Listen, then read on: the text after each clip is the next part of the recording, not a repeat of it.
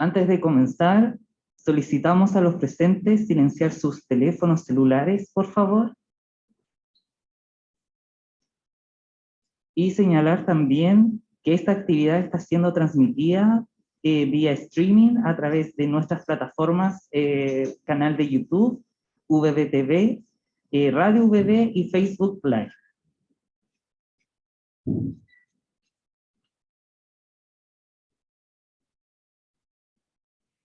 Muy buenas tardes a todas, a todos y a todes. Les saludamos desde el Salón Auditorium del Campus La Castilla de la ciudad de Chillán, dando la bienvenida al primer taller denominado Democracia, Formas de Estado y Formas de Gobierno, parte del ciclo de talleres Lo que necesitamos saber sobre la nueva Constitución, organizados de manera conjunta entre la Facultad de Ciencias y la Facultad de Educación y Humanidades de nuestra universidad. Con especial atención, saludamos a las autoridades correspondientes, a las comunidades presentes y también a los que nos están acompañando vía remota. Damos inicio a este primer taller con la exposición del señor Carlos Astorga Bernales, abogado de profesión, actualmente es profesor universitario de Derecho Político y Constitucional, defensor público de Chillán, coach ontológico senior y profesor de coaching ontológico. Como profesor universitario de Derecho Constitucional y de Derecho Político, con una visión del derecho que ve en este la posibilidad de utilizarlo reflexivamente como herramienta de cambio social y, en definitiva, como un vehículo para contribuir al mejoramiento personal y, además, al mejoramiento de las condiciones sociales, culturales y económicas de la sociedad. El derecho puede ser usado para mejorar nuestra civilización. Cursó estudios básicos en la Escuela Superior de Hombres número 1 de Chillán, hoy en día el Liceo Narciso Tondró. También cursó los estudios medios allí. Cursó en la Escuela de Derecho de la Universidad de Concepción y obtiene el título de Magíster en Derecho de la Empresa dictado por la Universidad de Desarrollo. En el año 2016, del 2015 al 2016, realiza y aprueba el programa avanzado de coaching ontológico. Actualmente es profesor de Derecho Constitucional en la Universidad Arcis en Concepción. También es profesor de Derecho Político y Derecho Constitucional en la Universidad Alba, Campus Chillán. Es elegido miembro del Consejo del Colegio de Abogados de Ñuble, donde ha ejercido diversos cargos, consejero y vicepresidente, destacando que durante los años 2009 al 2013 fue electo y ejerció como presidente de referido colegio profesional. Dejamos aquí a don Carlos Astorga a que inicie el taller.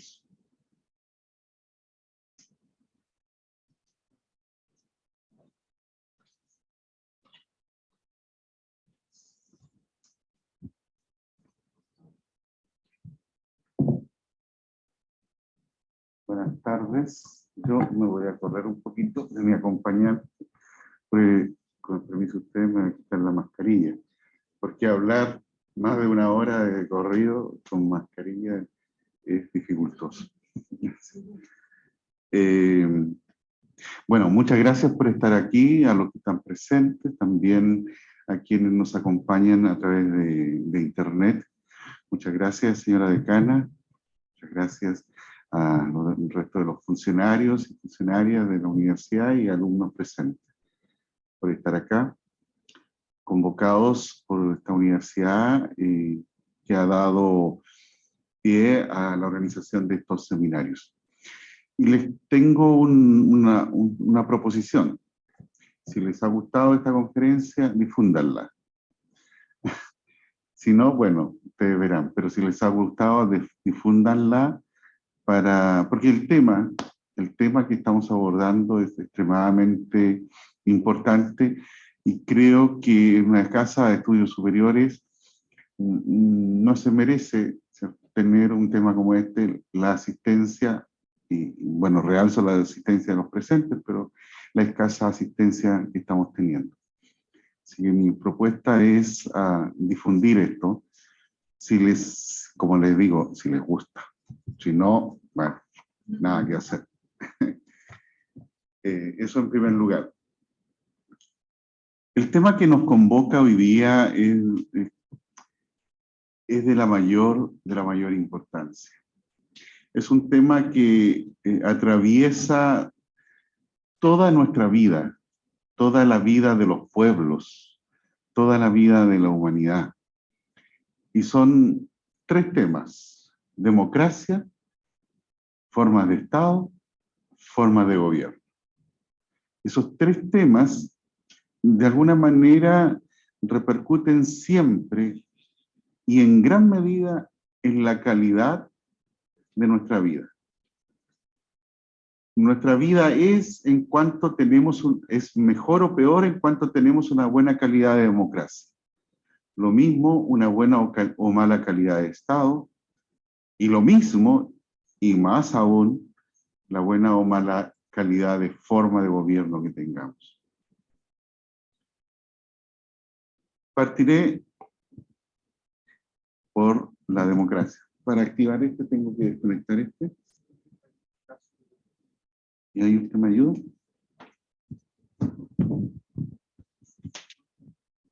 ¿Aló? ¿Aló? Ya. Partiré hablando acerca de la democracia.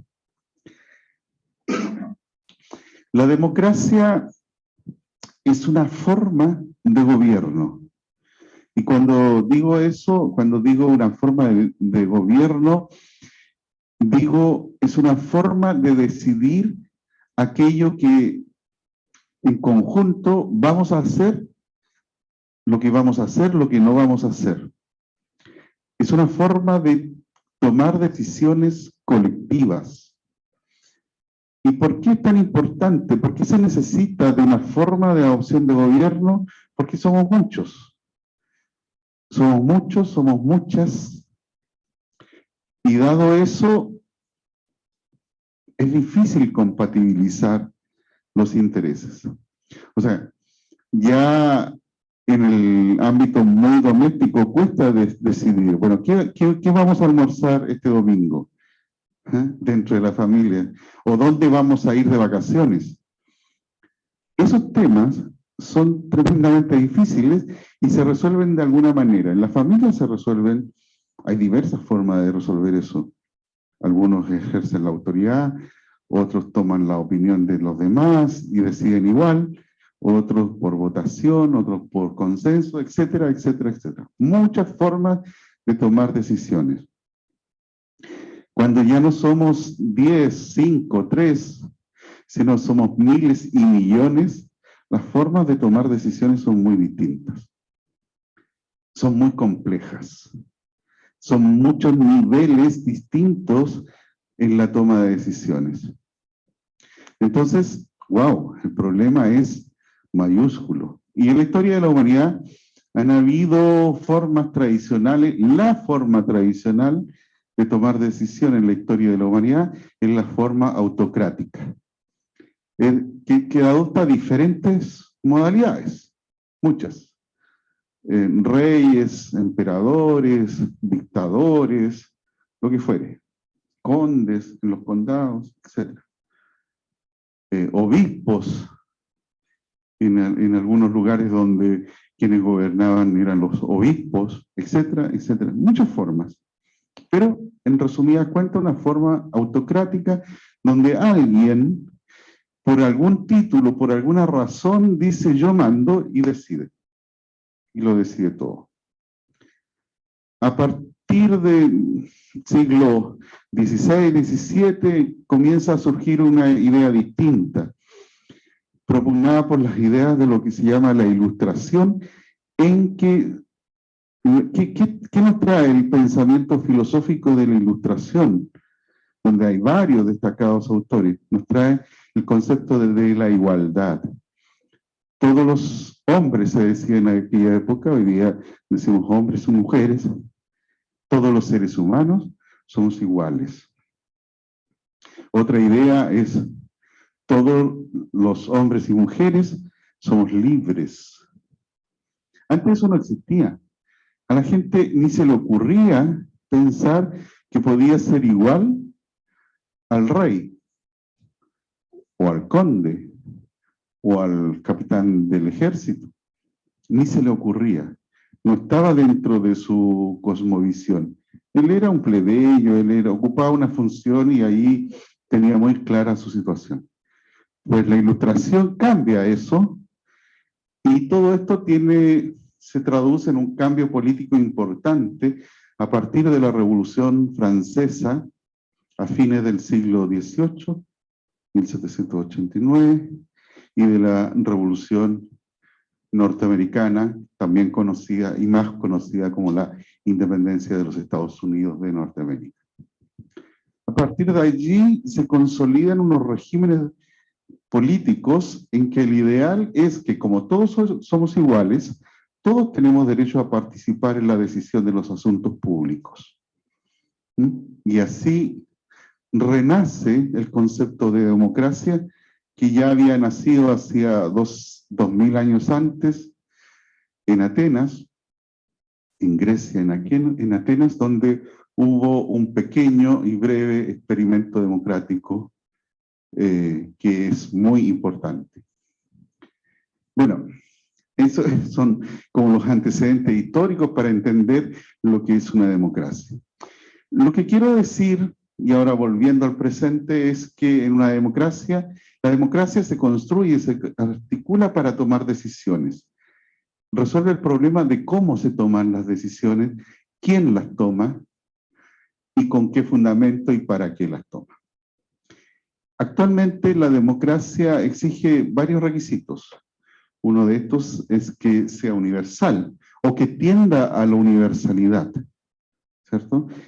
Cuando nace la República de Chile, eran ciudadanos, participaban en la vida pública, los hombres mayores de 25 años, que tenían alguna propiedad inmueble, que sabían leer y escribir. O sea, una ciudadanía, una democracia, si bien era extensa en relación a lo que había antes, muy reducida. Y poco a poco se fue ampliando. Luego, en el siglo XX, se incorporan las mujeres en 1947 y después en forma universal el año 1949. Luego, crece más y se incorporan a los mayores de 18 años, ¿ya? Porque antes eran los mayores de 21 años. Para el plebiscito de 1980 yo no pude votar porque tenía 20 años, no tenía 21 años. Si ese plebiscito se hubiera hecho hoy día, yo hubiera podido votar porque ya tenía los 18 años que se exigen. Y hoy en día, con la propuesta de nueva constitución, se va a poder votar a los 16 años. Es decir, la base ciudadana va creciendo, porque una de las características de la democracia es que tiende a la universalidad, a que la mayor parte de las personas que conforman una sociedad puedan expresarse y tener derecho a voto. Con las democracias, hasta la Constitución de 1980 en Chile, la democracia se resolvía fundamentalmente en tener derecho a voto. El derecho de elegir y ser elegido. Y entonces cada 6 años, y después cada 4 años, o cada 5 años alguna vez, nos convocaban a elecciones donde nosotros teníamos derecho, muy importante por cierto, el derecho de elegir a quienes nos iban a representar en el gobierno, o en el gobierno, presidente, o en el Congreso, o como alcalde, y después o como concejales, o como lo que fuere. Sin embargo, esa forma de democracia en Chile y en todo el mundo ha tenido una crisis, está teniendo una crisis tremenda. Crisis que fue la que, a juicio de muchos, incluido yo, detonó con el estallido social en Chile. Una de las causas importantes de este estallido social es la profunda desconfianza que las personas sienten respecto del modelo democrático representativo. ¿Ya? No se sienten interpretados por sus representantes, porque los representantes, una vez electos, se desentienden de sus electores y además solo vuelven a ellos al tiempo de la reelección y nada más. Y en ese tiempo intermedio, uno agarra sus cositas y se va para la casa y espera y reza a que sus representantes lo hagan lo mejor posible. Pero si no es así, si por algún designio de la naturaleza o de la divinidad sale un mal representante, yo tengo poco y nada que hacer, salvo tener paciencia y esperar a las próximas elecciones a ver si toca en suerte tener mejores gobernantes, representantes. Ese modelo está en crisis. Y ojo, yo lo hago así, como que lo hago un poco jocoso, pero no es jocoso. No es para nada para la risa, o sea, imagínense, o sea, yo desde una trinchera, desde una posición lo voy a decir, imagínense lo que fue para mucha gente y está haciendo tener de presidente a Bolsonaro, o a Trump, ¿ya? O a Putin, o a cualquiera, ¿cierto? O a Maduro. Es terrible porque entonces la capacidad de decisión de los pueblos no existe. Se ve cooptada y solamente cada cierto tiempo nos llaman, y no en todos los países, a elegir a nuestros gobernantes. Pues bien, este nuevo texto constitucional, de lo que una de las cuestiones de que se hace cargo, fundamentalmente, es modificar fundamentalmente ese modelo de democracia. ¿Y cómo lo hace? Mediante varios procedimientos, hace varias cosas. Desconcentra el poder, o sea, porque actualmente en el modelo de democracia que tenemos, el poder es ejercido fundamentalmente por el presidente, poder ejecutivo, ¿cierto? El presidente manda. Algunos dicen que el presidente deriva toda su estructura de mandato presidencial de los reyes españoles. O sea, que con la independencia hubo un trasvasije de una institución a otra, del rey, presidente, indicando que el presidente tiene tantas facultades como podía tenerle un rey constitucional en este caso. Y el parlamento. Y nada más. Porque todas las otras autoridades, salvo el Poder Judicial en parte, porque el Poder Judicial, los jueces también son designados por el Presidente de la República en gran medida, todo depende del Presidente y del Congreso. En este nuevo texto constitucional distribuye el poder. ¿Y cómo lo hace? Lo que hace es decir, bueno, se mantiene el Presidente de la República, pero con un poder atenuado. Es decir, el presidente de la República actualmente lo que hace es puede incidir en el proceso legislativo, tanto que muchos constitucionalistas, y dentro de eso yo, decimos que el presidente de la República es el principal ente legislativo del país hoy en día. ¿Por qué? Porque tiene una larga lista de materias que son de exclusiva iniciativa del presidente de la República. O sea, si el presidente de la República no manda un proyecto de ley, un mensaje de ley en esa materia, no hay ley. No hay ley. Y son muchos, son muchos. Previsión, economía, tributación, Fuerzas Armadas, Poder Judicial, etcétera, etcétera, etcétera. Todo lo que tiene que ver con los ingresos y gastos del país, todo eso es exclusiva iniciativa del presidente de la República. El presidente de la República determina las urgencias legislativas. Eso es tremendamente importante porque en el Congreso hay tanto trabajo que aquello que no tiene urgencia o o que tiene simple urgencia, se demora años y años y años en verse. O sea, hace poco una ley salió tras 12 años de tramitación. ¿Por qué? Porque el Ejecutivo nunca le puso suma urgencia, ¿cierto? O ni menos discusión inmediata. Entonces el presidente determina aquello que resulta ser una ley o no. Además, el presidente tiene derecho a veto, el veto presidencial, etc. Bueno, esto se modifica y se atenúa. No es que el presidente deje de tener poder, va a seguir teniendo poder, pero ya no va a ser el principal legislador, porque, por ejemplo, si bien hay materias que son, ahora se le llaman de concurrencia obligatoria del presidente de la República. O sea, ya no es de iniciativa exclusiva. Estas leyes podrán iniciar su tramitación, como cualquier ley, iniciar su tramitación por moción parlamentaria. Pero para que se transforme en ley, en algún momento van a tener que convencer al presidente para que suscriba o patrocine este proyecto de ley. Importante. Bueno, si al comienzo el presidente no quiere, bueno, los parlamentarios tramitarán la ley y procurarán ejercer las acciones políticas para convencer al presidente de darle el patrocinio. Entonces, ese solo antecedente ya cambia radicalmente el tema. También se modifica, no se elimina, pero se modifica sustancialmente el régimen del veto presidencial. También el de las urgencias legislativas también se modifica. Esa es una vía, disminuir los poderes del presidente de la República.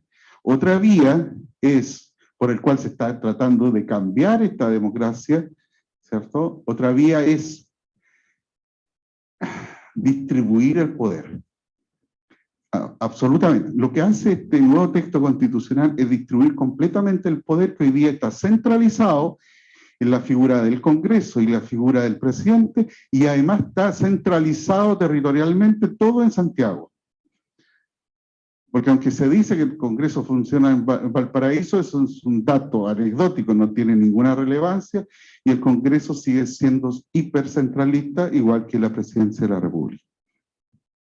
Ahora va a haber un presidente de la República, pero van a haber gobernadores regionales electos directamente, igual que ahora. Ahora hubo una elección de gobernadores regionales. Pero estos gobernadores regionales que se eligieron ahora y que ya están en ejercicio, no tienen mucho poder porque la ley no le asigna muchas atribuciones, no le asigna muchas atribuciones. Pues bien, la Constitución cambia completamente eso y los gobernadores regionales sí van a ser gobierno y van a tener, junto con la Asamblea Regional, que es una especie de parlamento regional, van a tener potestades administrativas, políticas, financieras, van a tener autonomía del gobierno central. De modo que van a poder ejercer y ejecutar las políticas públicas que son necesarias para la región, pero diseñadas por la región, por los representantes de la región. Y además se hizo de tal manera que tanto los gobernadores o gobernadoras electas, así como los miembros de la Asamblea Regional electos, van a tener que tener avecindamiento efectivo por más de 4 años en la región. Con lo cual no se va a permitir, por ejemplo, lo que ocurre ahora con un senador Arboe, con el respeto que él me merece, pero que no tiene nada que ver con Ñuble y es senador por la región de Ñuble. O sea, alguien que para nosotros, si bien uno lo conoce, pero no proviene ni conoce la realidad local. Entonces, ustedes se fijan que a nivel nacional hay un presidente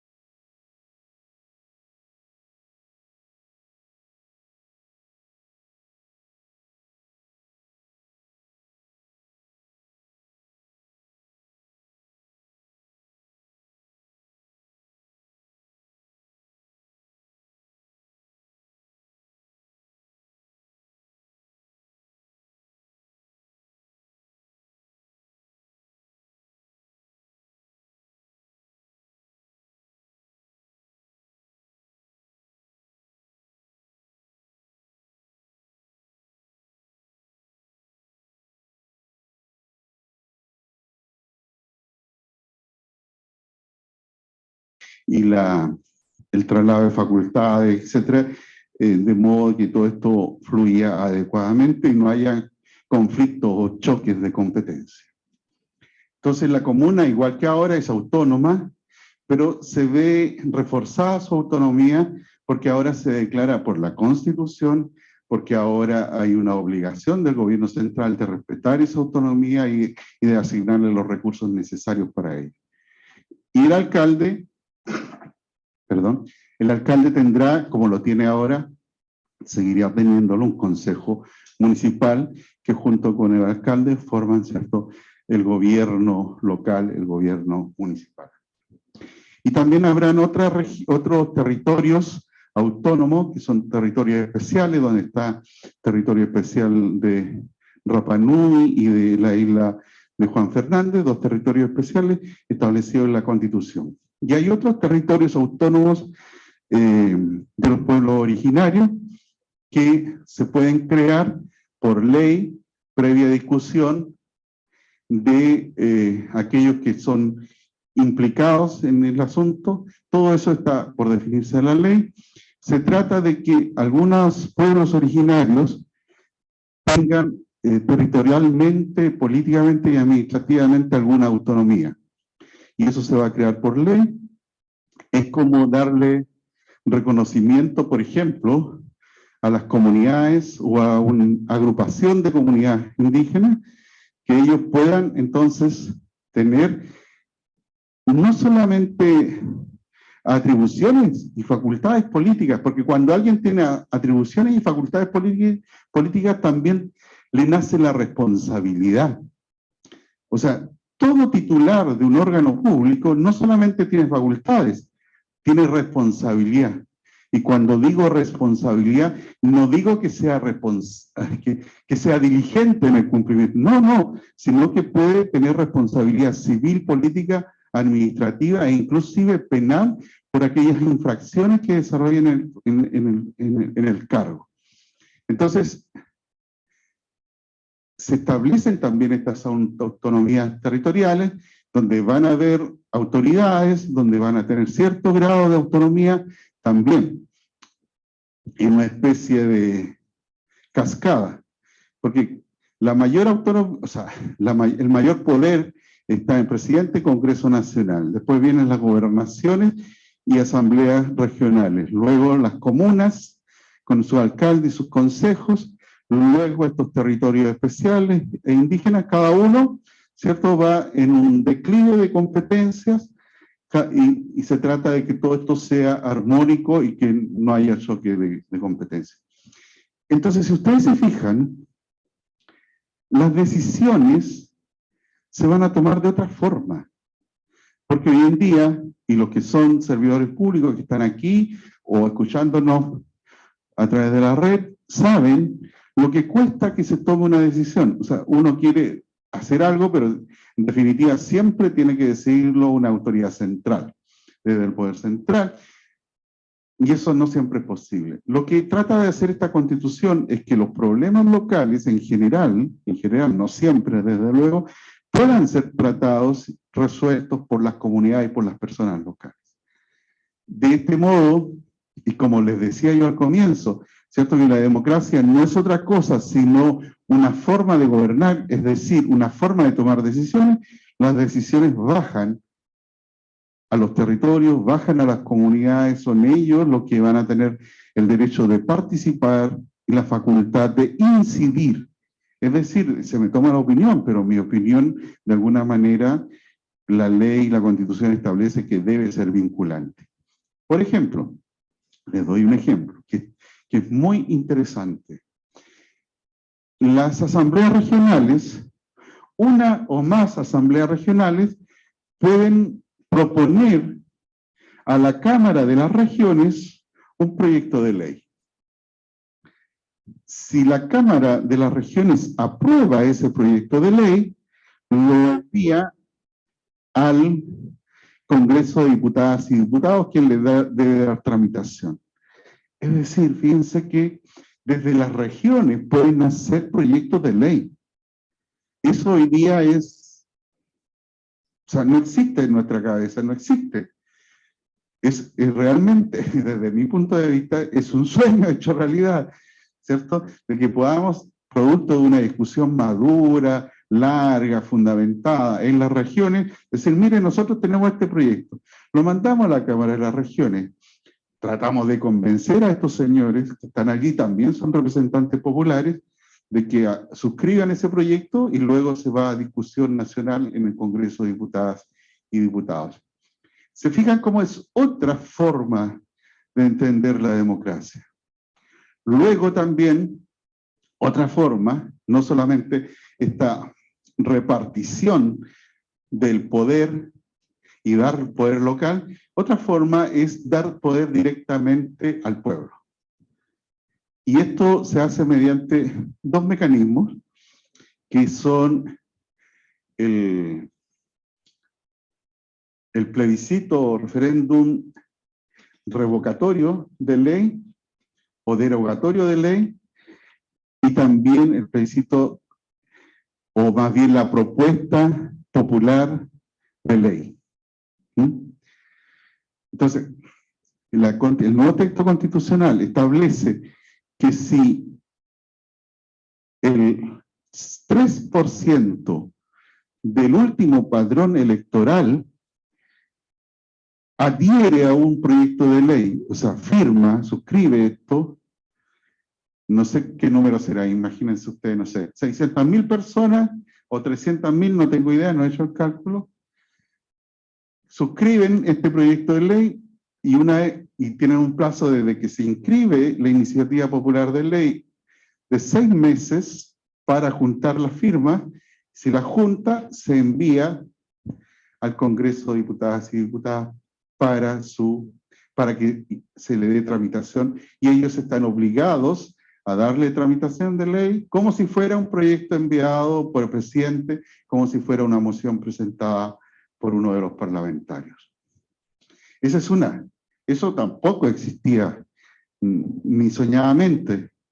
Y otra norma que también da participación y amplía las bases de la democracia es la derogación popular de ley, en donde ya no con un 3%, sino con un 5% del último padrón electoral, se podrá presentar un proyecto de ley al organismo, o sea, un proyecto de ley que derogue una ley a un organismo que se va a crear para este efecto, se presenta y hay nuevamente 6 meses para reunir las firmas. Y se reúnen, se envía este proyecto derogatorio a la Cámara, perdón, al Congreso de Diputadas y Diputados para que se le dé tramitación de ley, cual, de nuevo, si fuera presentado por el presidente, cual si fuera presentado por alguno de los parlamentarios en ejercicio. Entonces, tenemos una democracia que habilita la participación y la incidencia, hace que crezca esta participación y esta incidencia, pero que crezca ordenadamente, institucionalmente. No estamos hablando de que se va a crear un desorden, no. Toda esta institucionalidad es muy participativa, pero al mismo tiempo tremendamente ordenada. Y se me escapaban otros elementos. Por ejemplo, las autoridades políticas electas, los representantes van a estar obligados a dar cuenta, a lo menos una vez al año, ¿cierto?, a sus electores, a través de diversos mecanismos. Por ejemplo, los gobernadores van a estar obligados a dar cuenta al Consejo Económico y Social, que es un órgano que va a ser creado por ley, que va a tener como va a tratar de expresar de mejor forma una participación popular permanente. No está muy bien definido este consejo, pero yo imagino que va a ser en parte electo, en parte designado, con representantes de las organizaciones, de la comunidad, de las universidades, de los gremios, etcétera, etcétera. Entonces, el gobernador tiene que dar cuenta. El presidente tiene que dar cuenta. Los parlamentarios van a tener que dar cuenta ante sus propios electores. Entonces, hay un elemento donde la ciudadanía tiene un nivel mucho más importante de control y fiscalización respecto de lo que hace el poder público.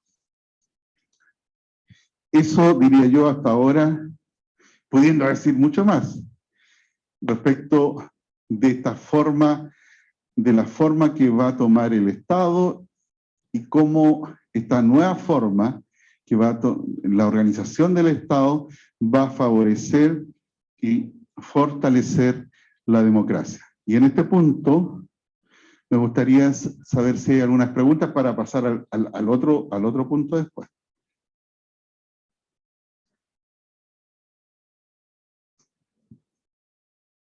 Ahí hay una pregunta importante. Claro.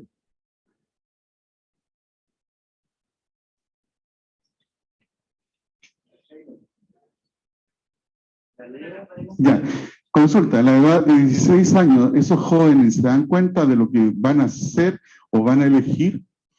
¿Tienen la facultad para decidir o saber lo que están haciendo?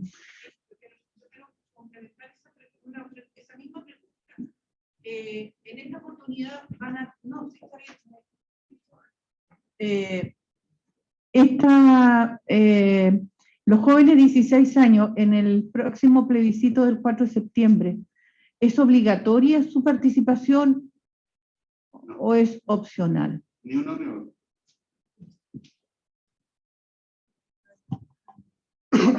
Bueno, los jóvenes de 16 a 18 años en el plebiscito del 4 de septiembre no participan porque todavía no forman parte. Pero permítanme responder primero la pregunta que estaba ahí. Y yo soy más radical. O sea, yo digo, un joven, un niño, niña de 12 años, ¿piensa? Sí. Una persona como yo, de 59 años, ¿piensa? Sí, a veces. O sea, lo que yo digo, ¿cuál es la medida de pensamiento, de discernimiento? Yo creo que a los 16 años está el joven absolutamente ya sabe lo que hace y sabe tanto como cualquiera otro acerca de lo que se decide. Y alguien puede decir, es que los jóvenes son muy susceptibles de ser influenciados. Y los mayores no. O sea, yo conozco a muchas que son perfectamente influenciables, manejables, y por eso los medios de divulgación de la información manipulan y manipulan y manipulan. ¿Por qué? Porque la mayoría de la población es influenciable. Ahora, el ser influenciable o no, yo creo que está bien a los 16 años, es absolutamente, o sea, yo me siento tranquilo con que esa persona de 16, 17 años sabe lo que sabe y tiene instrumentos más que suficientes para entender y tener una opinión. Eso. No más certera o incertera que alguien de 40 años. A eso? Por respeto a los que están. Mi pregunta también más relacionada a eso. Quería saber si de aprobarse la Constitución esto ya se establece desde el inicio o también debe ser discutido a posteriori y establecido por ley. O ya, aprobándose la Constitución, es así. Es una buena pregunta. Y en la Constitución actual se llegó a algo que se llama la aplicación directa de la Constitución. Pero eso tardó muchos años, fue discutido, los tribunales dicen, todo lo que dice la Constitución es aplicable directamente. Para llegar a eso fueron decenios para llegar a esa interpretación. Esta Constitución lo dice directamente. Todo lo que dice esta Constitución es aplicable ya. Ahora, hay algunas cosas que ahora están discutiendo en las comisiones, la de artículo transitorio, que tienen que decidir cuándo entra en vigencia. Pero lo dirá la Constitución. ¿Ya? A mi juicio, en mi opinión, esto de la edad va a ser directo, no va a necesitar ningún tipo de ley, o sea, habrá que adecuar la ley de votaciones populares y escrutinio, en el sentido que ya no diga 18, sino que diga 16, adecuándolo, pero va a tener aplicación directa, por lo menos eso de los 16 años. Otras cosas van a ir paulatinamente en el tiempo, se van a ir adecuando, pero esto de los 16 años me parece que es directo. ¿Alguna otra cosa? Otra pregunta sobre propiedad.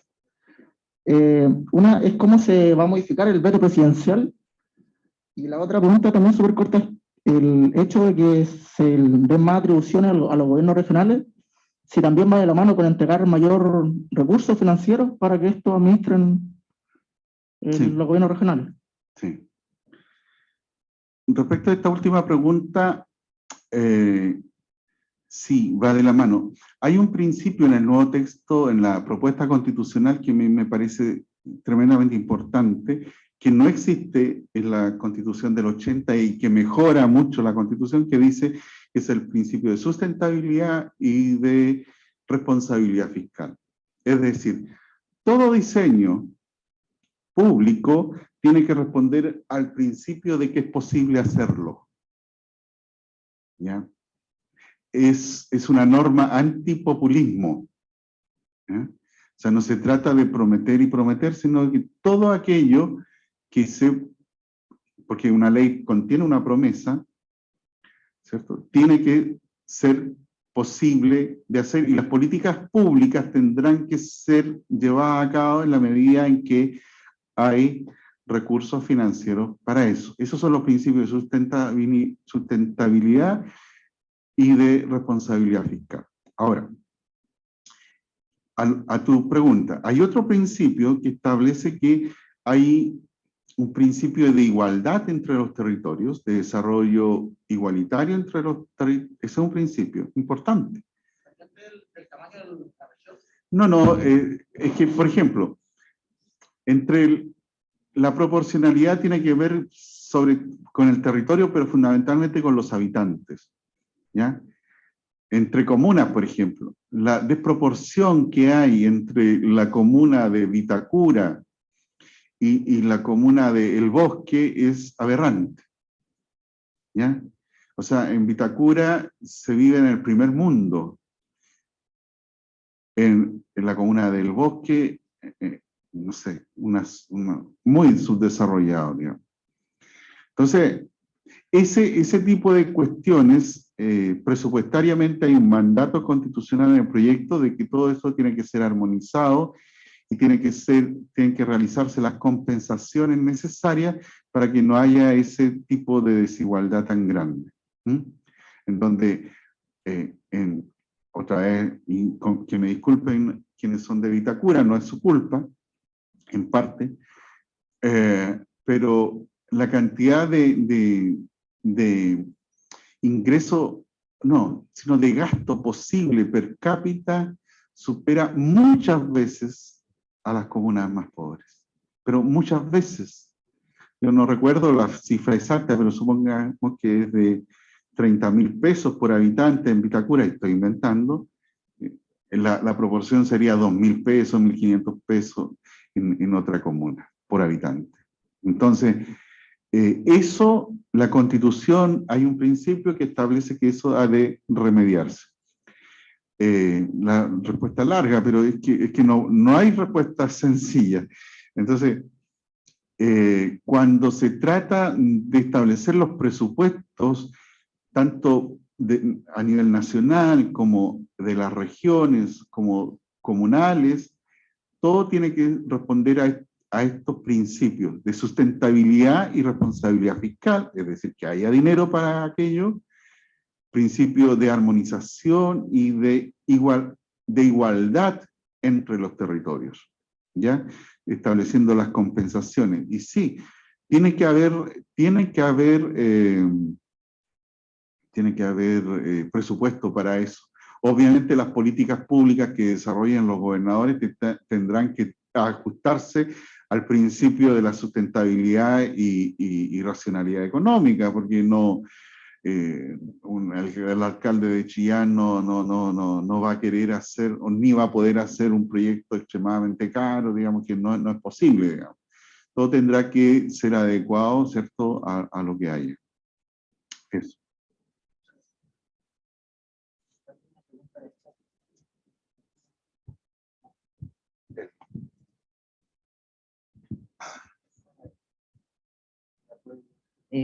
Hay una más arriba.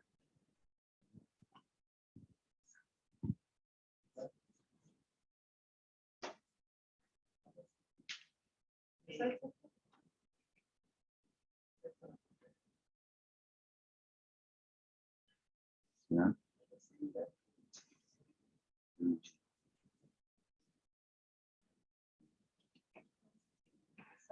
Ya, aquí pregunta también por la responsabilidad penal.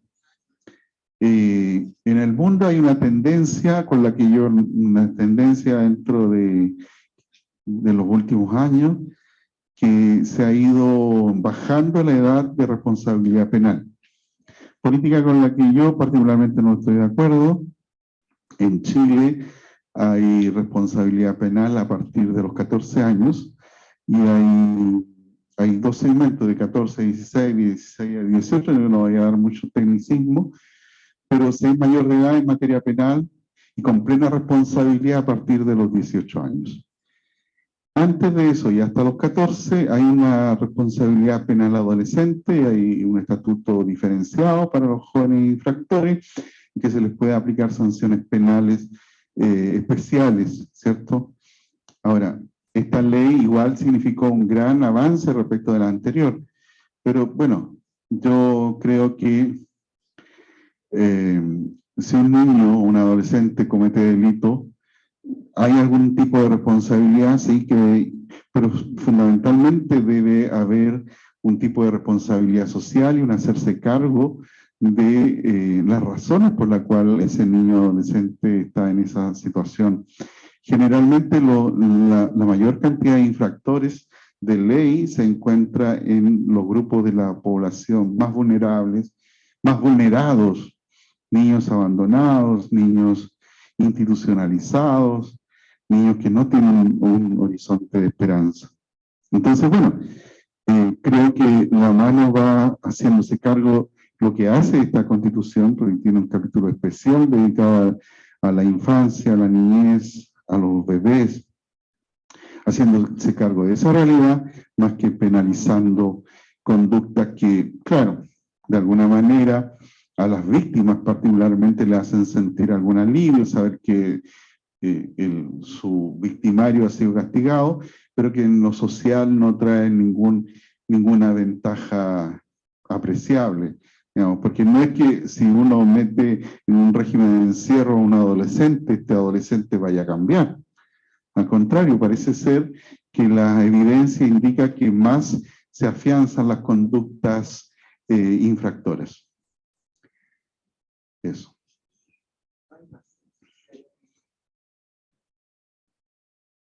Ahí está. ¿No hay más preguntas? Vamos.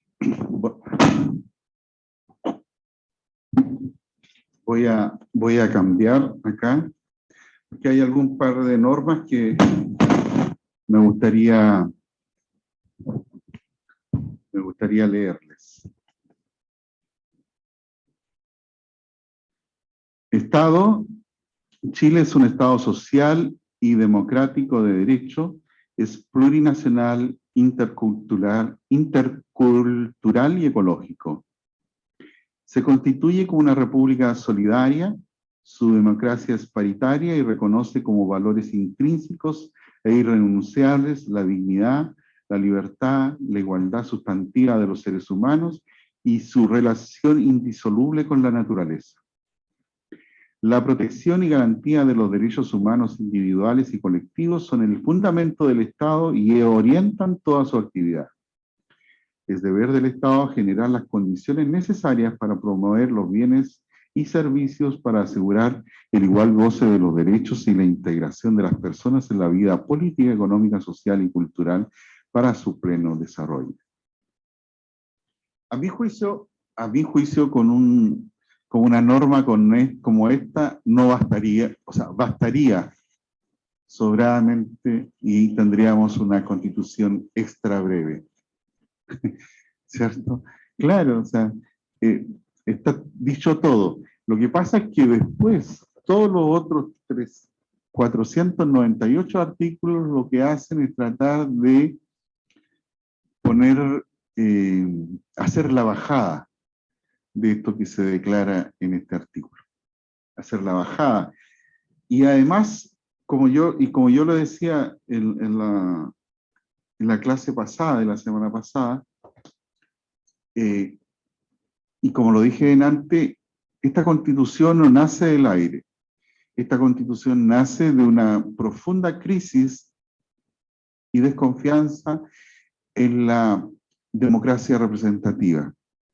Y entonces, se estima que si se construye una constitución tan breve como lo que yo acabo de decir, que para mí lo resume todo, quienes después vayan a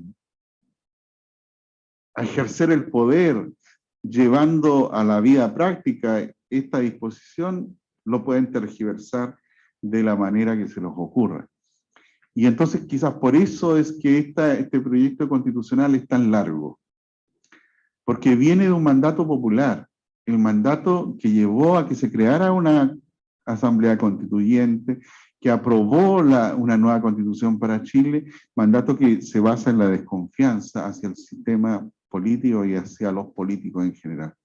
Dado eso es que se tuvo que reglamentar tanto, ¿ya? Tanto. Vamos viendo. Es un Estado social y democrático de derecho. En la actual Constitución dice que Chile es una república democrática. Y en función de eso, en la Constitución del 80, lo que se hace es crear una república democrática de derecho. Tremendamente individualista.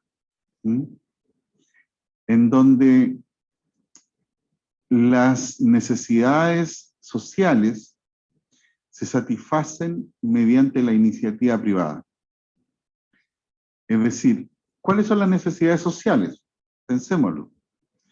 La educación, la vivienda, la seguridad social, la salud, todas, la seguridad, inclusive. O sea, bajo el auspicio de la Constitución del 80, hasta las cárceles están siendo concesionadas. Hasta eso que uno, ni en el sueño más afiebrado, podría haber pensado en algún momento que iba a ser estar en manos de un particular, una cárcel. En Chile tenemos un régimen de cárceles privadas muy extenso, muy extendido. Entonces, lo que hace el Estado es renunciar a su rol de proveedor de las necesidades y transferírselo a la iniciativa privada. Y eso por supuesto, tiene muchas consecuencias. La principal de ellas es que el criterio orientador en la satisfacción de las necesidades será el lucro. Aquello que me da lucro, yo lo llevo a cabo. Aquello que no, no. O entonces condiciono la calidad de la prestación que otorgo en función de obtener un mayor lucro. Y tenemos, por ejemplo, como para poner ejemplos muy prácticos, la construcción de la vivienda. Una vivienda, voy a inventar números, que el Estado la subsidia y que asigna, no sé, 800 UF o 500 UF, no sé. Entonces, que la inmobiliaria o la constructora que la hacen al menor costo posible a fin de maximizar su lucro. Entonces están pensando en su propio lucro en vez de en las necesidades de las personas en vez de los beneficiarios. Y eso mismo ocurre en todo, en la educación, en la salud, en la previsión social, etc. Entonces, ¿y eso es por qué? Porque la Constitución del 80 no se pensó en función de que se articulara un Estado en beneficio del pueblo, sino se articulara un Estado en beneficio de aquellos que poseen el poder. Además, digámoslo, o sea, yo tampoco es que creo que quienes ejercen el poder lo ejercen tan maquiavélicamente, y esto puede ser discutido por muchos, ¿no? Sino que muchos de ellos incluso creen que esa es la mejor forma. ¿Por qué? Porque ellos son los que mejor piensan, ellos son los que saben cómo hacer las cosas, y en general el pueblo no sabe. Entonces el pueblo tendrá que conformarse con aquello que las clases dirigentes quieran o puedan darle. Pero aquí se está cambiando y se dice que Chile es un Estado social. O sea, social y democrático. Se puso primero la palabra social, pero al poner la conjunción y, está poniendo las dos cosas al mismo nivel. Es un Estado social y democrático. Es decir, dice que la democracia no sirve si no es una democracia social, con énfasis en lo social. Es plurinacional, intercultural y ecológico. Aquí hay algo en lo cual me voy a detener brevemente, que es esto de lo plurinacional. Porque se ha hecho mucha agua, se ha dicho muchas cosas respecto de esto. Yo escuchaba a alguien a quien yo respeto mucho, que es Christian Barken, que es un hombre que es importante en la cultura nacional, incluso en la cultura durante la dictadura, o más bien los años siguientes, importante en el pensamiento nacional. Pero él decía que, yo lo escuchaba y yo creo que está profundamente equivocado, que cuando se establece un Estado plurinacional, lo que se está haciendo es incentivar las luchas internas, la división del país.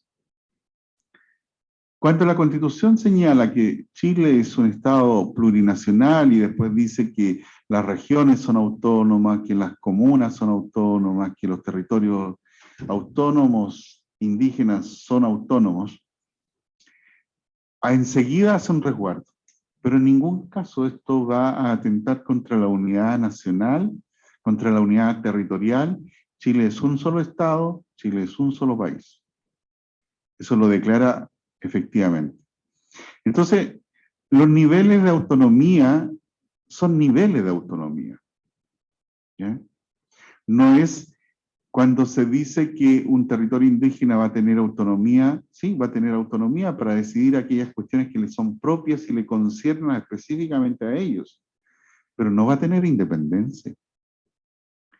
La autonomía es muy diferente de la independencia. Actualmente, bajo el régimen existente, las comunas son autónomas, tienen un grado muy importante de autonomía. Pero ¿a alguien se le ocurriría pensar que porque Chillán, la comuna de Chillán es autónoma en ese sentido, va a ser independiente? O sea, no. O sea, quien afirmara eso hoy día diría es una locura.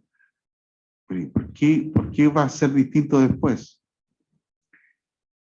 Y lo que yo creo que sí hace la Constitución, lo hace bien cuando recoge el concepto de la plurinacionalidad, es reconocer una realidad sociológica, una realidad política, una realidad cultural.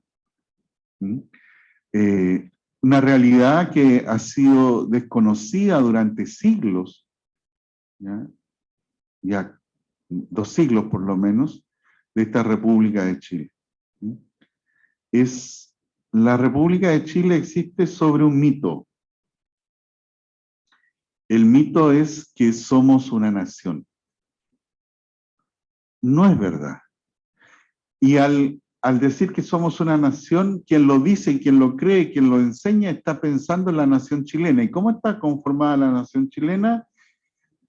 Por las personas que son europeos descendientes, o visiblemente, o que más parecen europeos descendientes, ¿cierto? Olvidando que hay otras etnias que la Constitución declara que son 16, a lo menos, 16, y que tienen orígenes distintos y muchas veces idiomas distintos, religiones distintas, idiomas dije sí, una épica ancestral distinta, intereses diversos. Y entonces a las comunidades indígenas se las obliga, porque como hay un sistema nacional de educación, se las obliga a educarse en el idioma español. Claro, y ahora últimamente hay algunas políticas públicas que permiten a algunos también recibir clases de mapudungún, por ejemplo. Pero eso es absolutamente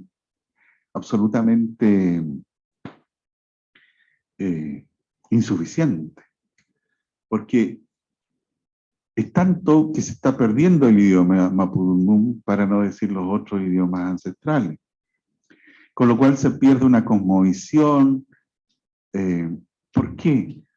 Porque desde la hegemonía, voy a decir, la hegemonía blanca, por darle un nombre, a aquellas cosmovisiones no se le da ninguna importancia, no tienen importancia. No se las reconoce como válidas. Bueno, esta Constitución sí lo hace. Y dice, estos grupos humanos son naciones. Nación es el conjunto de personas vivas y muertas que tienen un origen étnico común, que tienen una cosmovisión común, vivas y muertas, porque Lautaro es parte de la nación mapuche, como hoy día lo puede ser cualquiera de los habitantes de este país vivos, mapuches. ¿Ya? Lo que pasa es que nación no es es un término que está entre la política, la sociología, pero se reconoce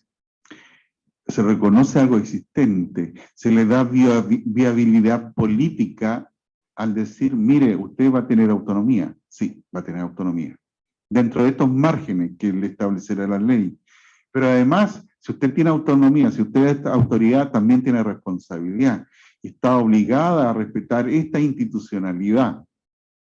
Y entonces se les acoge y se les permite vivir, incidir, participar dentro de un sistema donde todas las naciones de este pueblo somos iguales.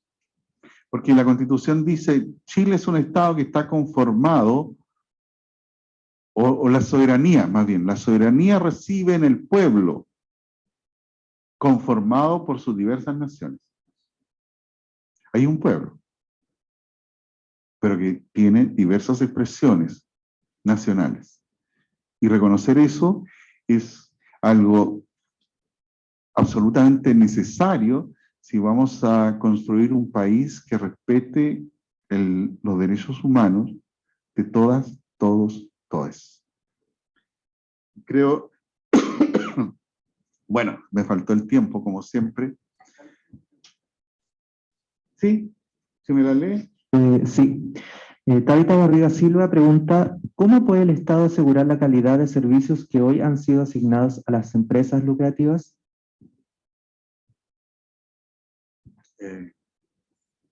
¿Micrófono? Es una muy buena pregunta. De partida, yo creo que lo que hace la Constitución es generar un marco normativo, un marco institucional. La responsabilidad principal es del Estado, qué duda cabe. Pero somos todos los llamados a hacer este Chile el Chile que queremos. Desde ese punto de vista, el Estado y la empresa privada están también llamados, bajo este y bajo el próximo marco constitucional, a hacer todos los esfuerzos necesarios para satisfacer adecuadamente estas necesidades colectivas. Partiría yo diciendo eso. Enseguida, diría que el texto constitucional actual no va ni va a expropiar, ni va a excluir la iniciativa privada en la satisfacción de las necesidades públicas. Lo que va a hacer es quitarle el monopolio, ¿cierto?, a la iniciativa privada en la satisfacción de necesidades públicas. Porque hoy en día no puede haber, el Estado no puede crear empresas, por ejemplo. Y no lo ha hecho. Alguien puede decir, hay una norma en la Constitución que permite, sí, con ley de quórum calificado, sí se podría crear una empresa, pero no lo ha hecho en la práctica, porque no se puede. Entonces, lo que hace la Constitución en materia de seguridad social, de salud, etcétera, es crear un marco normativo que hace que los prestadores, por ejemplo, de salud, cumplan las directivas, ¿cierto? Las directivas exigidas por el organismo que va a dirigir la salud pública en Chile. Se debatía dentro de la Convención Constituyente, por ejemplo, si se permitía o no se permitía el lucro a quienes satisfacían algún tipo de necesidades públicas, como la salud. Algunos decían que no era posible permitir el lucro. En definitiva, sí se permite el lucro a los prestadores de salud. Y a mí, y seguramente muchos estarán en otra postura, a mí me parece bien.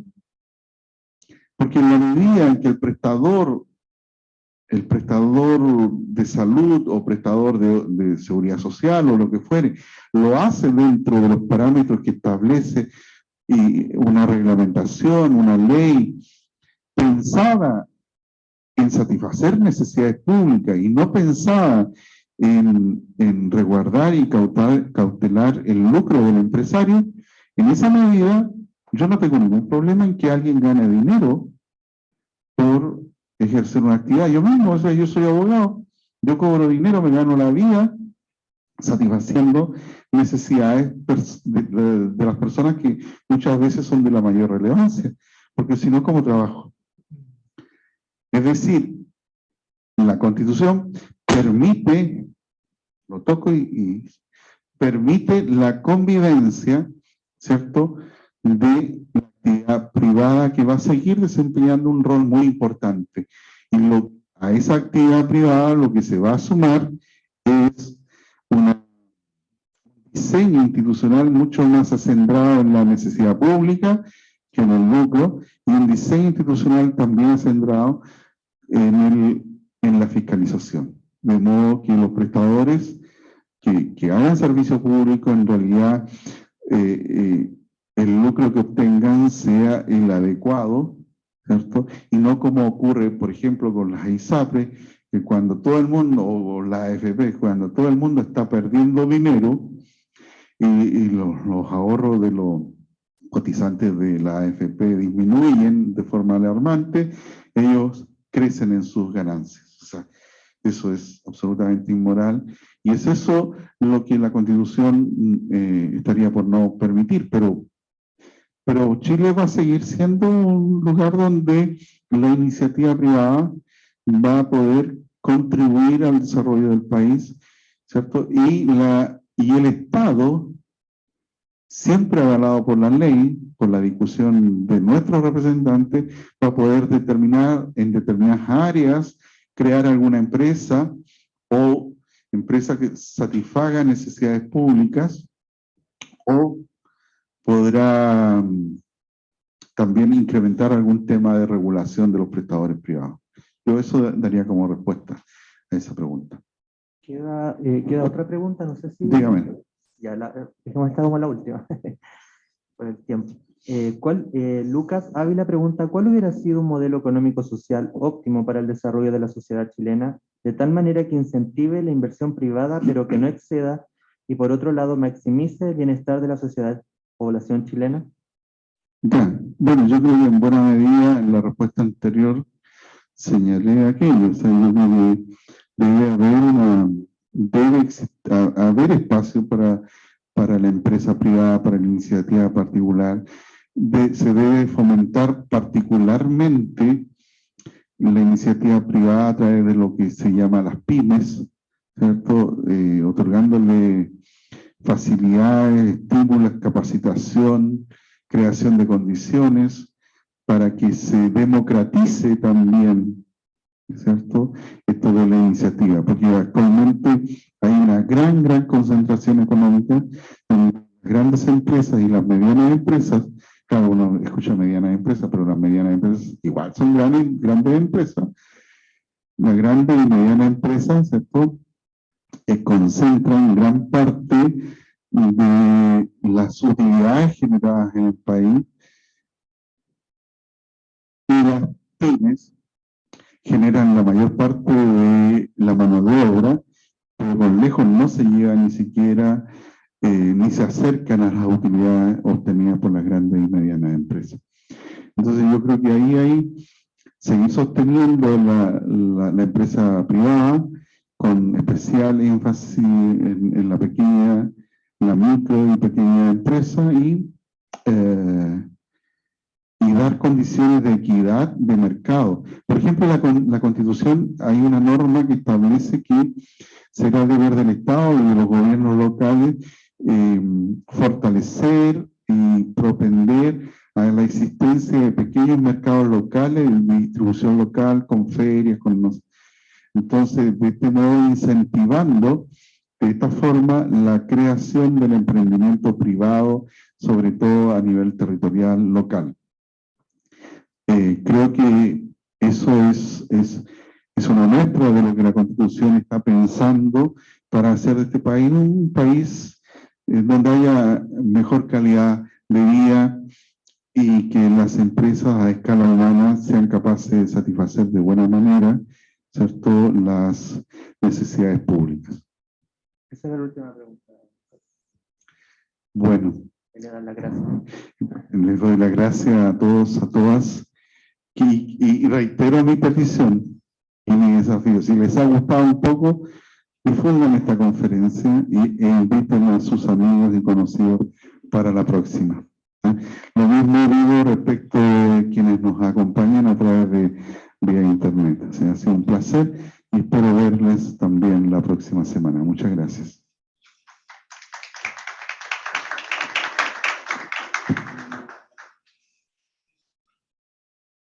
Don Carlos, muchas gracias nuevamente por estar aquí y dar esta conferencia. Nuevamente. Con estas intervenciones, decir también que ahí en el Zoom le están dando las gracias también, los agradecimientos respectivos.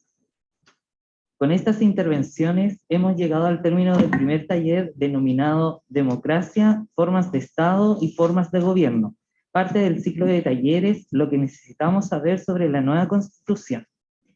El próximo lunes 30 de mayo, el taller número 2, Democracia, Sistema Económico y Derechos Humanos, se realizará en este mismo lugar y también se transmitirá vía streaming por nuestras redes sociales, Facebook Live y canal de YouTube, así como también a través de Radio UBB y UBB TV. Reiterar que para cada taller se debe completar la inscripción a través del código QR ubicado en el afiche inicial, o también lo pueden encontrar a través de nuestras redes sociales. Por su compromiso y participación para con esta actividad, muchas gracias, muy buenas tardes.